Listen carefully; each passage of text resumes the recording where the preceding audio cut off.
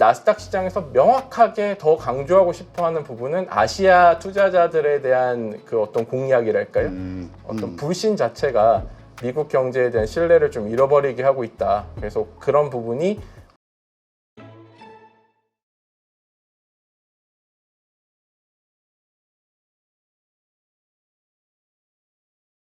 자, 우리 홍준기 기자님 보니까 나스닥 거래소 그 홍보 네. 담당자에게서 직접 연락을 받으셨다 이런 말을 들었는데 이건 어떤 내용입니까? 제가 2003년에 나스닥 거래소에는 조금 약간 금융사도 아닌데 수석 이코노미스트라는 직책이 있더라고요. 이 사람이 직책으로서는 꽤 부사장으로서 부사장 중에서도 꽤 높은 분인데 필 맥킨토시라는 분이 인터뷰를 한 적이 있습니다. 그래서 이게 이제 한번 연락을 한 적이 있으니까 여기에 가브리엘라라는 홍보를 담당하는 직원이 있는데 이분이 가끔씩 뭐 이런 거 나스닥에서 한다라고 연락을 주기도 하는데 불쑥 한 몇 달 전에 이제 연락을 준 겁니다. 우리가 24시간 거래를 하는데 좀 이런 부분이 관심이 있으면 좀 보도를 잘 해달라고 해서 근데 메일의 전체적인 형식이 단순히 보도자료를 보내준 형식이 아니라 뭔가 좀 이게 좀 한국이나 아시아 시장에 알려줬으면 좋겠다라는 수요가 있는 것 같아서 제가 밤에 잠깐 깼다가 이메일을 보고 아 그러면 뭐 니네 뭐 CEO나 좀 높은 사람 인터뷰를 한번 해보자라고 하니까 그래 흔쾌히 좋다고 해서 인터뷰를 하게 됐거든요. 네. 그래서 이 부분이 이제 저희가 처음에 그 인터뷰를 접근하게 됐던 부분이고요. 그래서 저는 당시에 제가 생각하기에 이게 가상화폐가 주치를 24시간 거래가 되지 않습니까? 네, 그러니까 그렇죠. 요즘에 사람들이 특히 이제 20대 젊은 투자자들은 계속 나는 언제든 투자를 하고 싶으니까 가상화폐가 주식보다 낫다고 생각해서 저희 회사 후배들 중에서도 굉장히 약간 좀 무모해 보일 정도로 가상화폐에 많은 자금을 투입하는 친구들도 있거든요. 그래서 그런데 이 나스닥 시장에서 명확하게 더 강조하고 싶어하는 부분은 아시아 투자자들에 대한 그 어떤 공약이랄까요? 그러니까 와서 미국 네, 투자 좀 해라. 그렇죠. 그러니까 너네 미국 주식 투자하려면 밤에 잠 잘 못 자는 거 아니까 24시간 거래하면 너네도 낮 시간에 거래할 수 있지 않겠느냐. 그래서 뭐 대체 거래소로 낮 거래 되는 것도 알고 있는데 거기는 아마도 그 거래량 자체가 적기 때문에 그 유동성이 적어서 아마도 그 어떤 호가도 촘촘하지 않고 하니까 좀 이 거래가 매끄럽지도 않고 체결도 잘 안 되거나 그 투자자들에게 가격도 좀 불리하게 제시되는 경우도 있는데 나스닥이 전체적으로 이걸 하면 좋겠다라고 하는 부분을 보여줬고요. 그래서 어떤 이제 미국 내에서도 24시간 거래를 하면 기업들이 뭐 예를 들어서 분할이나 주식 분할이나 유상증자 같은 공시 이후에 가격 변동에 대응을 해야 되는데 뭔가 이벤트가 있었을 때 그 사람들도 잠을 자야 되지 않습니까? 그렇죠. 그래서 기업들이 우리 이 공시 부담이 너무 크다라고 좀 반발을 하는 부분이 있는데 그래도 이걸 잘 갈무리해가지고 이제 조만간 뭐 내년 정도에나 그 24시간 거래를 시작하겠다라고 하는데 제가 명확하게 느낀 건 이거는 비트코인 이더리움에 우리가 맞불을 놓겠다 이런 게 아니라 아시아 자금을 공략하겠다라는 그 취지가 명확해 보였습니다. 네. 근데 사실 작년도 그렇죠. 네. 계속해서 급증하고 있는 게 세계의 네. 그 돈을 다 빨아들이고 있잖아요. 네. 미국 증시가. 네. 우리도 서학금이라고 표현할 정도로 네. 엄청난 수의 그 금액의 투자가 미국에 이루어지고 있고. 네.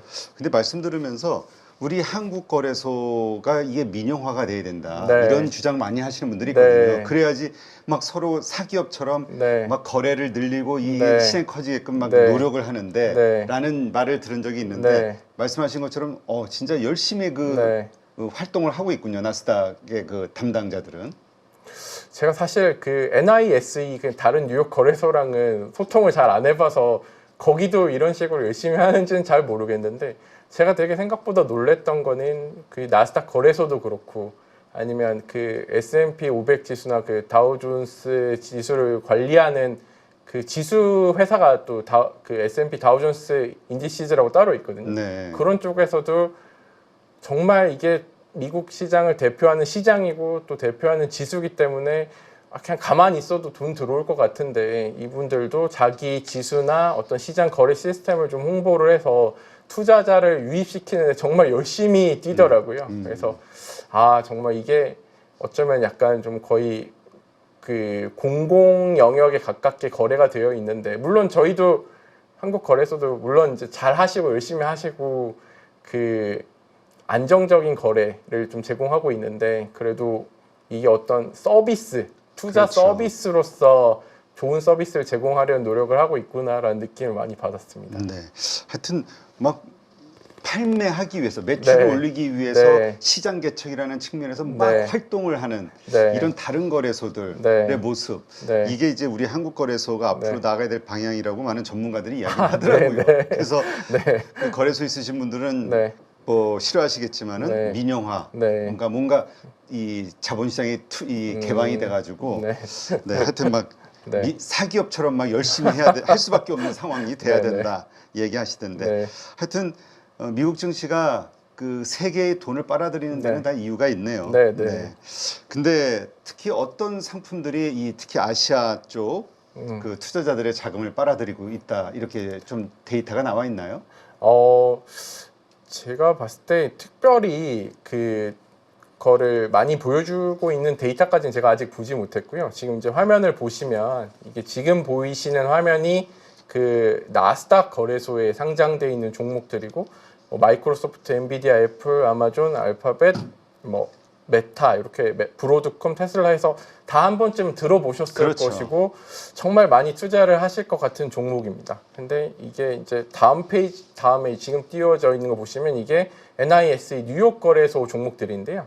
제일 큰 게 이 TSMC, 대만 반도체 기업이고, 이게 사실 그 예탁 증서라고 해서 사실 주식이랑 똑같은데 그 ADR 형태로 상장되어 있는 종목이고, 나머지는 이제 버크셔 해서웨이, JP 모건 등등이 있습니다. 어쨌든 나스닥 거래소에서도 아시아, 특히 한국의 그 투자자들이 그 테슬라나 애플 같은 IT 기업 위주로 많이 투자를 하고 있다는 점을 잘 알고 있고요.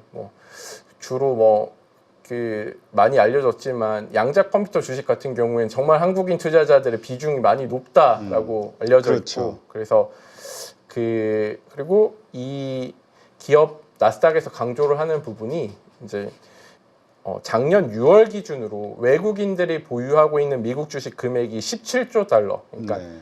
2경 한 3, 4천 조 정도 됩니다. 어마어마하네요. 그래서 이게 2019년 말 대비해 가지고 97%, 그러니까 2배가 된 거죠. 그러니까 우리나라에서 서학개미가 생겼듯이 외국에서도 국내 주식에 대한 투자 열풍이 베트남이나 중국이나 다 있었고, 또 이거 꼭 우리 주식만 투자를 해야 될까라고 해서 해외 주식 투자에 대해서 눈을 돌리다 보니까 세계에서 제일 큰 기업이 어디냐, 제일 뛰어난 기술을 가진 기업이 어디냐라고 눈을 돌리다 보니까 미국을 다 향했고, 그래서 미국으로 투자된 자금이 컸던 부분이고요. 그리고 나스닥에서 좀 강조하는 부분이 한 최근 5년 정도 동안 나스닥 100 지수, 그러니까 나스닥 종합 지수 중에서도 금융주 같은 거 빼고 좀 100가지 종목 정도, 코스피 200처럼 추린 지수를 추종하는 56개 ETF가 신규로 상장됐는데 98%가 미국 외의 주식시장에 상장된 ETF라고 합니다. 그래서 그만큼 꼭 직접 직접 우리가 미국 증시에 투자하는 형태가 아니라도 저희 코스피 그 시장에도 그 ETF들이 상장되어 있으니까 그런 식으로도 미국 주식을 향하는 자금이 그만큼 많이 늘어났다는 뜻입니다. 네. 네. 참 엄청나게 증가하고 있는데, 근데 그 미국 국채와 관련해서는 지금 네. 그 달러와 함께 하락하고 있잖아요. 네. 그래서 이게 여러 가지 논리가 좀 있는 것 같아요. 네. 중국이 매도하고 있다, 네. 일본도 매도하고 네. 있다, 이런 얘기도 있고. 네. 어떻습니까? 기본적으로 미국 국채와 관련해서 네. 이런 현상들이 벌어지는 것이 네. 미국 경제에 대한 불신이 커지고 있는 거 아니냐. 네. 증시는 그렇게 막 돈이 들어올지 네. 몰라도 네. 이런 시각들이 있는 것 같은데요. 그래서 미국 정부의 부채는 비단 바이든 행정부, 트럼프 1기 행정부뿐만 아니라 오바마 행정부, 특히 글로벌 금융위기 이후에 미국 정부가 가지고 있는 빚이 엄청 커지고 있었습니다. 그렇죠. 그런데 그 동안에도 미국 국채가 가격이 하락하고 금리가 크게 튀지 않았던 건 일부 전문가들이 보시기에는 중국이나 일본의 그 중앙은행들이 어떤 외환보유고 준비금 형태로 가지고 있을 때 이거를 제일 매력적인 달러 자산인 미국 국채를 많이 사들여 주니까 빚을 내도 그거를 받아줄 사람이 있으면 금리가 많이 튀어오르지 않지 않습니까? 그래서 아까 말씀하신 것처럼 화면에서 보시면 미국이 보유하고 있는 채무, 전체 채무의 규모는 어떤 18조 달러 규모에서 거의 한 2배 수준까지 계속 늘어나고 있고요. 네. 위쪽으로 올라가는 부분은 이제 채권 금리 부분인데 미국이 줘야 되는 이자는 계속 늘어나고 있습니다. 그렇죠. 그러니까 최근까지도 글로벌 신평사들이 미국의 어떤 최고 등급으로 부여하던 신용 등급을 강등하는 식으로 미국 경제도 저게 아무리 기축통화인 달러를 쓰고 그 잘 나가는 기업들 다 미국 기업이라고 해도 미국 정부의 어떤 신용도 자체는 우리가 믿을 수 없으면은 돈을 좋은 조건에 빌려줄 수 없는 거 아니겠습니까? 그렇죠. 그래서 이 화면을 보시면 미국 재무부가 그 국가 채무 규모나 이자 비용에 대해서 설명하는 사이트를 하나 좀 보기 좋게 만들어놔서 저는 우리나라도 이런 거 하나 만들면 좋겠다는 생각이 들었는데 쭉쭉쭉쭉 내려가면 뭐 그 벤저민 프랭클린 같은 어떤 사람들은 빚이 늘어날 것 같으면 그냥 굶고 침대에 빨리 들어가는 게 낫다라고 얘기를 하거나 아니면은 초대 재무장관이었던 알렉산더 해밀턴 같은 사람들은 돈이 필요하면 빌려야지. 근데 우리 미국 정부가 돈을 좋은 조건에서 빌리려면 좋은 신용도를 유지해야 된다라고 얘기하는 게 요 구절이거든요. 네. 그래서 저는 이게 되게 지금의 미국 재무부 관료들이나 정치인들이 이런 거를 좀 다시 잘 찾아보고 읽어봐야지 않겠나라는 생각이 들었습니다. 네. 하여튼 뭐 네. 뭐 갖다 쓰는데 왜냐면 네. 정치인들은 네. 어쨌든 내가 어떤 업적을 이뤄야 정치적 네. 어떤 평가 이런 네. 걸 받게 되니까 네. 하여튼 미국의 재정 적자 국가 부채 이거는 네. 솔직히 쉽지가 않을 것 같아요. 그래서 이번에 머스크하고 트럼프하고 틀어진 것도 네.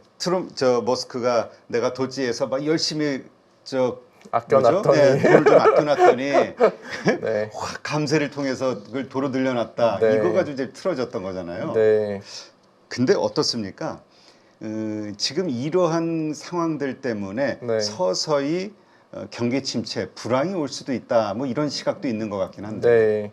그래서 아무래도 다시 돌아가자면 그 관세 같은 부분이 있지 않습니까? 그래서 그 최근에 미시간대 그 소비자 심리 지수라고 네. 미국 경제를 이제 따져볼 때 뭐 어떤 미국의 지역 연방준비은행이 하는 뭐 GDP 나우 같은 서비스에서 좀 보기도 하고 소비자 심리 지수도 많이 보기도 하는데요. 그 소비자 심리 지수가 트럼프 취임 이후에 많이 떨어졌다가 최근에는 조금 반등하기는 했는데 네. 요 화면 보시면 작년 12월 발표된 수치가 74에서 거의 2022년, 그러니까 좀 그 인플레이션과 싸움이 격화되면서 그 주식 많이 떨어지고 했던 2022년 수준으로 많이 떨어졌다가 다시 최근에는 60.5까지 올라왔지만 2018년부터 쭉 이어진 전체적인 그림을 보면 소비자 심리, 그러니까 앞으로 경제가 어떻게 될지 좋을지 나쁠지에 대한 판단한 스코어 자체가 높지 않은 겁니다. 그래서 제가 이제 요 지수를 내는 그 미시간대 조앤 슈라는 약간 아시아계 교수님이 계신데 인터뷰를 해보니까 다른 건 잘 모르겠지만 그 다시 돌아가서 저희가 처음 얘기했던 관세 부분, 특히 관세가 단순히 높고 낮고의 문제가 아니라 트럼프가 뭐 갑자기 4월에 뭐 해방의 날이라고 나와서 막 한국에 대해서도 25% 심지어 사람이 살지도 않는 섬에다 30% 관세 매기겠다고 하고 했다가 또 최근에 그 무슨 타코라고 트럼프 always chicken out이라고 해서 항상 물러선다라고 유해 조치가 이어지니까 그런 어떤 오락가락함, 어떤 불신 자체가 미국 경제에 대한 신뢰를 좀 잃어버리게 하고 있다. 그래서 그런 부분이 어떤 불황의 단초가 될 수 있다라고 얘기를 하고요. 그리고 트럼프가 그 중앙은행에다 계속 금리 내리라고 하고 있는데 사실 파월이 멍청하다고. 네. 그래서 뭐 맨날 늦다, 뭐 중대 실패자다, 뭐 멍청하다, 이상하다, 뭐 좋은 연준 의장은 금리를 제때 내린 사람이다 이렇게 얘기를 하고 있는데 그런 부분이 분명히 뭐 트럼프 말이 없는 말은 아닙니다. 그러니까 금리가 너무 높게 오래 지속되고 있고 그런 부분 때문에 금리를 좀 내려야 되는 부분도 있는데 연준은 인플레이션이 아직 그 목표치인 2%에 완전히 못 돌아왔고 좀 여러 가지 물가가 재상승할 수 있는 불안 요소가 있기 때문에 금리를 함부로 내리기 좀 어려운 거죠. 네. 그렇죠. 네. 근데 참 그 연준은 네. 뭐 어쨌든 독립적으로 우리는 네. 우리 의사대로 갈 것이다. 네. 파월도 뭐 계속 네. 이야기하는데 네. 가끔 그런 생각하시는 분도 네. 있더라고요. 네. 이 사람이 그 감정이 있으니까 네. 저렇게 나를 비난하고 모욕을 하는데 네. 반감이 있죠. 그러니까 이 상황은 너 때문이야. 자꾸 이렇게 맞대응하는 것 같은 느낌. 네. 네, 그러면서 네. 하여튼 좀 더 이게 시장에 어떤 네. 불안감을 키우는 거 아니냐. 네. 연준과 네. 파월과 트럼프와의 이 대립구도 이런 걸 걱정하시는 분들도 있긴 하던데. 네, 뭐 아무래도 좀 감정 싸움이 있을 수는 있는데 제가 보기에 그 2022년 그 우크라이나 전쟁 이후에 이어진 고인플레이션 때문에 조기에 금리를 올리지 않아서 인플레이션을 이란을 좀 약간 억제를 제때 못했다라고 파월을 비난하시는 분들도 많은데요. 그 제가 뭐 그 클라우디아 3 해가지고 뭐 3 지수 뭐 이런 식으로 해서 좀 유명했던 분들 인터뷰를 하면 그분들은 연준에서 근무를 하셨었으니까 파월 어떠냐라고 물어보면 그 다들 되게 괜찮은 분이고 잘 판단을 하고 있다라고 하시는데 그렇기 때문에 물론 뭐 많은 비난을 하고 내가 하면 저 기준금리 조절 더 잘하겠다고 하신 분도 있지만은 파월이 좀 감정적으로 보기보다는 좀 진짜 그 늘 뭐 데이터 드리븐이라고 해서 데이터를 보고 하겠다라고 하는 게 정말 빈말은 아닌 것 같다라는 생각을 제가 많이 해보게 됩니다. 네. 그러니까 하여튼 이러한 이제까지 없던 일들이 네. 가장 그 초강대국으로서 안정감 있어 보이던 미국이 이렇게 네. 막 거기다 또 네. 트럼프 반대 데모도 네. 막 심각하게 열리는 네. 것 같고 뭐 LA 그 시위에 뭐 해병대 투입했다 아, 네. 해가지고 그것도 네. 나오고 네. 이러다 보니까 음, 이 트럼프 대통령이 이 미국이라는 제국을 네. 몰락시키는 네. 그 단초를 만드는 거 아니냐 이런 시각들도 많은 것 같아요. 아무래도 그 일단 최근의 관세와 어떤 중앙은행 흔들기와 어떤 외국 정부에 대해서 약간 모욕적인 태도, 뭐 그린란드를 뭐 병합하겠다라고 하고, 맞아요.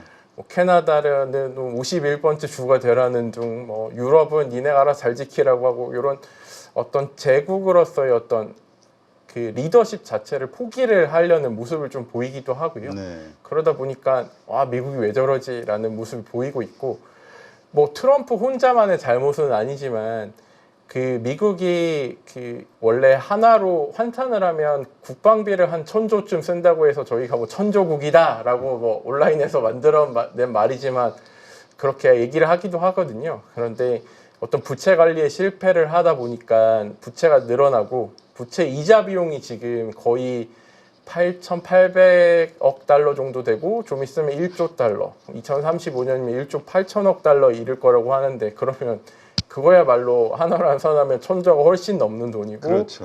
그리고 국방비보다 많아졌거든요. 그래서 보통 제국의 몰락의 단초는 저런 어떤 부채 이자 비용이 국방비 같은 뭔가 중요한 비용을 초과할 때 일어난다라는 이야기를 많이 하거든요. 네. 그래서 과거 대영 제국이 몰락했을 때도 찾아보면 그 1, 2차 대전 때 보면은 그 부채 비율이 막 막대하게 급증하는 모습을 볼 수 있거든요. 지금 화면에 보시면 1900년부터 2012년까지 GDP 대비 영국의 국가 채무 비율을 보여주고 있는데 그 전쟁 시기를 보면 200%에 접근했다가 네. 2차 대전기에는 250%를 뚫고 지나가지 않습니까? 그러네요. 그래서 많은 분들이 얘기를 합니다. 왜 파운드가 지금의 달러 같은 지위를 유지하다가 지금은 뭐 그냥 영국에서 쓰는 나라 통화 정도로 생각이 되느냐? 이거는 바로 어떤 이런 어떤 경제 체력 자체가 문제가 발생했을 때 그 통화의 지위가 무너지는 거라고 얘기를 많이 하시고요. 그래서 요 그림이 이제 파운드의 몰락을 보여주는 중요한 그림이라고 볼 수 있겠죠. 네. 네. 그렇다면 미국이라는 초강대국 지금 여러 가지 데이터, 네. 객관적인 어떤 조건들은 네. 몰락을 암시하는 네. 네. 신호들이 지금 나타나고 있다. 이렇게 네. 봐야 되는 건가요?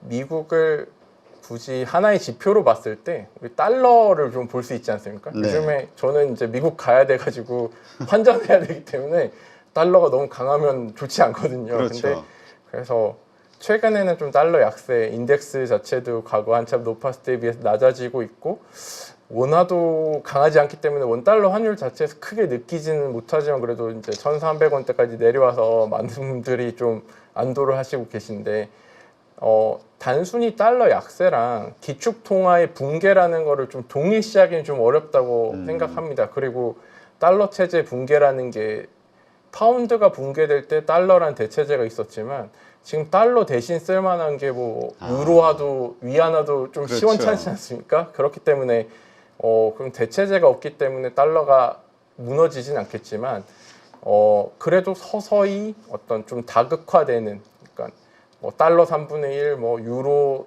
3분의 1, 뭐 위안화 3분의 1 이렇게 해서 독보적인 지위를 언제든 잃어버릴 수 있고 언제든 그런 모습이 나타날 수 있다고 하는데 달러만 그런 게 아니고 미국의 어떤 군사적인 힘이나 그 경제적인 힘이 여전히 강력하지만 곧 뭐 무너질 거야라고 얘기하면 뭐 말도 안 되는 소리 하지 마라고 하지만 그 어떤 단단함에 조금씩 실금이 가기 시작했다 정도를 표현하는 게 맞을 것 같습니다. 네, 실금이 가고 네. 있다. 자, 하여튼 말씀하신 대로 보호 무역, 네. 그다음에 미국 자체의 경기와 관련된 불황에 대한 네. 우려들, 또 어떻게 보면은 극우로 표현하는 네. 분들도 네, 많이 네, 있으니까 맞습니다. 지금의 트럼프 정부를 네. 그리고 그 주변 그 관료들을 네, 네. 어떻습니까? 이러한 것들이 득세하면서 글로벌 거버넌스 체제가 붕괴가 되고 이것이 요새 하도 여기저기서 전쟁이 이해관계 네. 때문에 터지니까 네, 이것이 제3차 세계대전 네. 이런 식으로 이어지는 거 아니냐. 네. 하여튼 이 글로벌 이 네. 세계의 그 미래에 대해 지구의 미래에 대해서 걱정하시는 분들이 점점 늘어나는 것 같아요. 뭔가 네. 세기말적 현상이 맞습니다. 벌어지고 있다.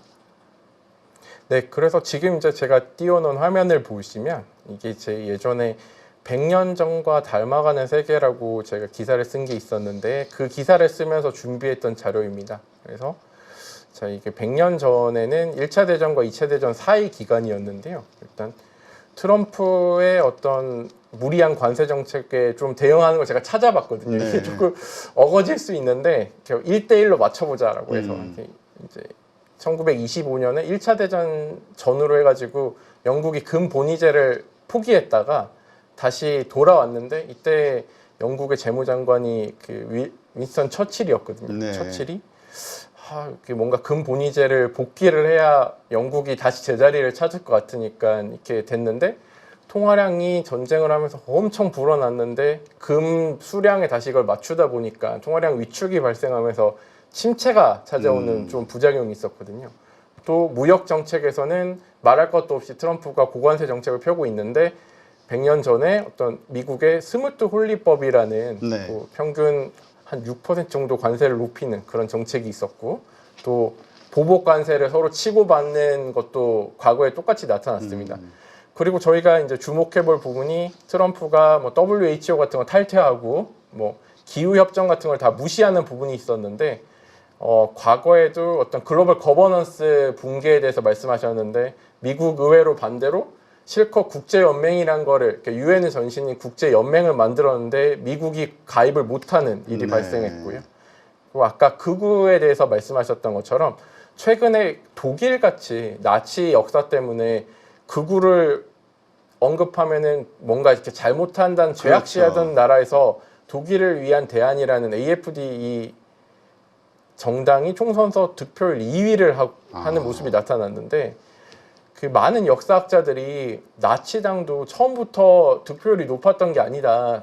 독일 내에서 뭐 저런 이상한 당이 있지라고 했는데 경제도 어려워지고 뭔가 외국에서 1차 대전 전쟁 배상금으로 우리를 괴롭게 하니까 나치당이 갑자기 인기를 얻었고 특히 그 무역 전쟁에 따라서 경기 침체가 벌어지다 보니까 독일 농촌이 경제가 어려웠는데 그런 데서 서서히 나치당이 힘을 키워서 아돌프 히틀러가 결국에는 선거에서 승리해서 집권한 거 아니겠습니까? 그런 부분이 있었고 유럽이 최근에 재무장하는 흐름들도 과거의 100년 전과 닮아 있지 않은가라는 생각이 들었습니다. 네, 그래서 사실 제가 IMF의 기타 고피나스 수석 부총재를 인터뷰했을 때 그분은 최근에 어떤 국제 정세, 경제나 안보나 제2의 냉전 같다. 네. 그렇게 얘기를 했었는데 차라리 냉전은 뭐 곳곳에서 뭐 전쟁이 조금씩은 일어나곤 했지만 제일 센 나라들끼리 직접 싸우진 않아서 그쵸, 냉전이라고 서로 부르지 죽을 걸 않습니까? 아니까. 근데 최근 중동이나 유럽에서 아직 전쟁이 이어지고 있고 다시 격화되고 반복되는 모습을 보면서 그리고 또 아무래도 미국이랑 중국이 서로 직접 붙는다면 대만이 그 전선이 될 수 있지 않습니까? 그렇죠. 그래서 그거는 우리나라의 어떤 상황과도 떼어놓고 생각할 수 없는 부분이니까 차라리 냉전이면 낫지 이게 열전의 형태로 나타나면 또 큰 파국이 나타날 수도 있는데요. 물론 이게 소설가 마크 트웨인이 했던 얘기라고 해서 그 역사가 그대로 반복되지는 않지만 어떤 일정한 운율이 있다라는 게 이게 마크 트웨인이 했다는 사람도 있고 아니다 이게 다른 데서 나온 말인데 잘못 알려졌다는 얘기가 있는데 어쨌든 100년 전 역사가 비슷하게 반복되고 있지만 어디선가 좀 브레이크가 걸려서 좀 멈췄으면 좋겠다라는 좀 바람을 가지고 있습니다. 그렇죠. 100년 전과 같이 간다면 네. 엄청난 네. 그 대격변 그 네. 가운데서 전쟁은 또 빼놓을 네. 수가 없고 네. 하여튼 여러 가지로 이 불확실한 일들이 벌어지는 게 우린 무섭죠. 네. 더군다나 우린 더운 이 남북한 이 대치 관계라 맞습니다. 네. 강대국 중국과 미국의 또 대리전이 될 수 있는 그렇죠. 뭐 그런 것까지 생각하면 네, 네. 무섭죠. 네. 네, 그러나 어쨌건 나오는 여러 가지 그 현상들은 네. 100년 전을 떠올릴 수밖에 없는 흡사한 상황으로 가고 있다. 네, 이런 게 되겠네요. 네, 그렇습니다. 네, 알겠습니다. 이제까지 조선일보 홍준기 기자님과 함께했고요. 오늘 좋은 인사이트 고맙습니다. 네, 감사합니다.